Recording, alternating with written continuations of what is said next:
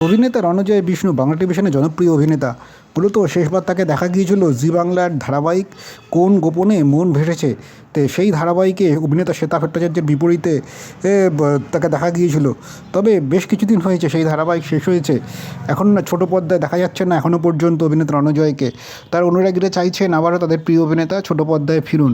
সম্প্রতি সংবাদ মাধ্যমের তরফে রণজয়ের সঙ্গে যোগাযোগ করা হয় এবং প্রশ্ন রাখা হয় তার সামনে যে কবে আবার ছোটো পর্দায় ফিরবেন তিনি। মূলত এই বিষয়ে রণজয় বলেছেন এখনও পর্যন্ত সঠিক করে সে ব্যাপারে তিনি কিছু বলতে পারবেন না। তবে রণজয় যেটা জানিয়েছেন যে বড় পর্দায় আসছেন তিনি, তার বিপরীতে থাকছেন অভিনেত্রী অনিন্দিতা বোস। 14 বছর আগে একটি ধারাবাহিকে অনিন্দিতার সঙ্গে কাজ করেছিলেন, আবারও 14 বছর পরে ফিরছেন অনিন্দিতার সঙ্গে। এই ছবিটি সম্বন্ধে জানাতে গিয়ে রণজয় জানিয়েছেন থ্রিলারধর্মী এই ছবি, আর বাকিটা ক্রমশই জানা যাবে। এখনও এই ছবি নিয়ে খুব বেশি আলোচনা তিনি শুরু হয়নি।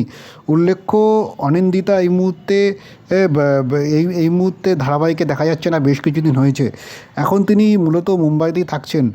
আর এদিকে রণজয়ের একটা টলিপাড়া জুড়ে প্রবল গুঞ্জন উঠছে, খুব শীঘ্রই নাকি আগামী বছরের শুরুতেই নাকি রণজয় বড় ছোটো পর্দায় ফিরবেন, এমনটাই খবর।